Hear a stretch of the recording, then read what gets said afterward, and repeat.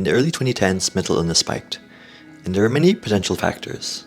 A complex backstory, including genes, socioeconomic factors, and childhood experiences. I myself experienced depression as a teen at the latter half of the 2010s, so I feel like this is something that's really close to my heart and something that we should talk about. In this book, The Anxious Generation by Jonathan Haidt explains how the mental health of Gen Z and late millennials has been going through a clear dip, which is concerning for us as Gen Z, but also for the youth who are growing up now in this digital age. And of course, a colossal part of Gen Z and late millennials is social media and screen-based media in general. And I guess the broad argument here is that we've been spending too much time looking at screens, not enough time with each other in person, and we become fragile as a result. And here are some statistics and figures that I found from the Anxious Generation website. So this graph shows the trend of major depression among teens. In 2004, the percent of teens in the US who were experiencing major depression was about 5% for boys and maybe like 12-13% for girls. For boys, the increase isn't as dramatic, but it has increased by 161% since 2010. For girls, it increased by 145% since 2010. So here's a graph depicting mental illness among college students from 2008 to 2018, and I kind of want to focus on the top two lines here, anxiety and depression.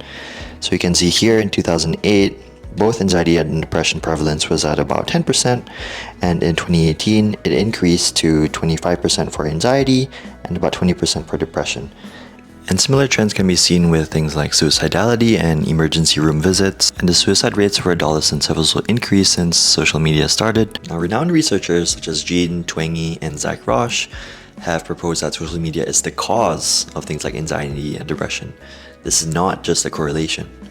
But one example is when Facebook first launched, it was only released in some college campuses, and so this could be treated like a mini experiment.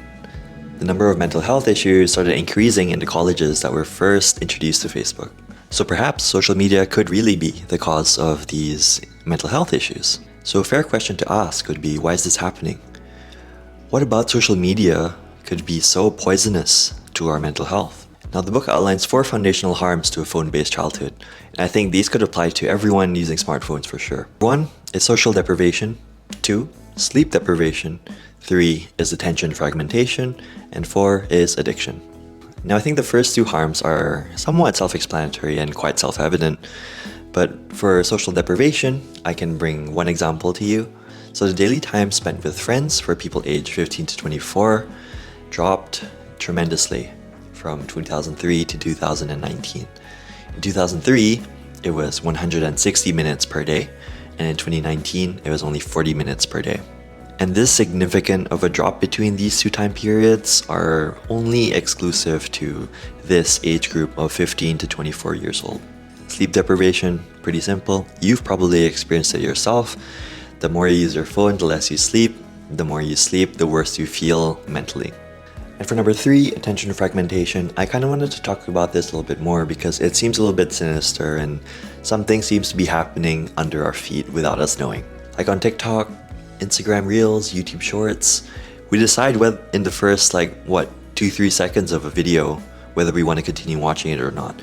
Some TikToks and Shorts even have a split screen where the person talking takes up one half of the screen, and then the bottom half, it's like some completely unrelated gaming video or like a GTA 5 race, for instance, just to kind of keep your attention while the person on top of the video is speaking.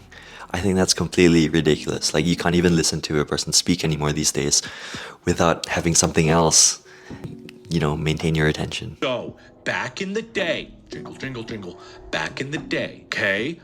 Jingle, jingle, pay attention. I said your favorite word, the back rooms, okay? The back rooms. And one study even found that even when we had our phones with us, even when we weren't using them, even when it didn't pop up with notifications, our attention spans were reduced compared to when we don't have our phones at all.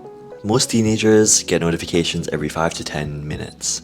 So their attention would be even more broken up when they're doing everyday tasks, whether that be watching a Netflix show, studying, or watching a movie.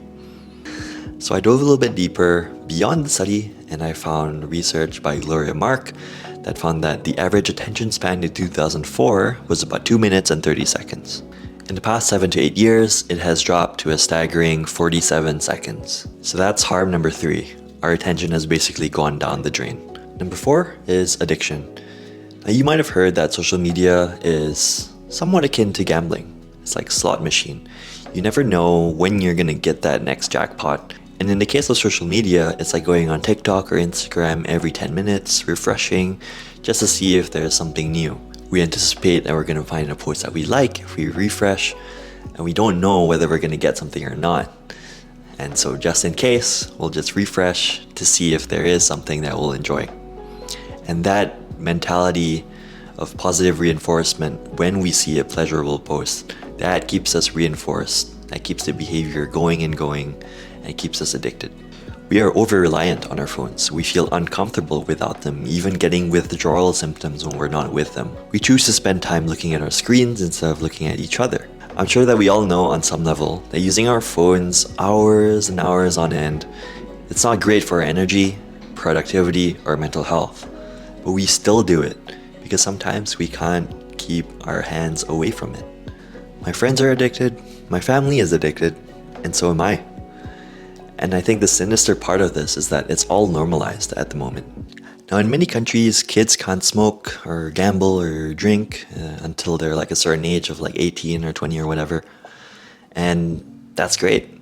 These things are addictive, and kids may not have like the brain development that would be able to tell them, hey, this is not good for me, I should stop doing this.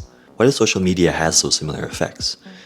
Now, kids are having Facebook, Instagram, TikTok accounts, probably not Facebook actually, and there's not much being done about it. And you don't even really have to be a kid to experience the harms of social media. Even as an older Gen Zer like myself, I'm sure you might find yourself spending more time on the screen than you'd like. Even with the fully developed prefrontal cortex, we might not be able to fully disengage from the phone when we want to. So social media has its own harms that we really haven't learned to deal with properly. And maybe it's really time to do so. So this was an overview of what I learned from this book, The Anxious Generation by Jonathan Haidt. It's a really great book. I would really highly recommend. Some of the things I mentioned were not from the book. They're from some research I found outside. But yeah, this is something I really would like to talk about. I think it needs to be brought to more people's attention. And yeah, hope you enjoyed. And there's a lot more in this book that I didn't get to discuss in this video. Stuff like how devices are inhibiting play and learning in childhood, and how it's been impacting like community events and connecting with one another. And also about what governments and societies could do to kind of combat this issue.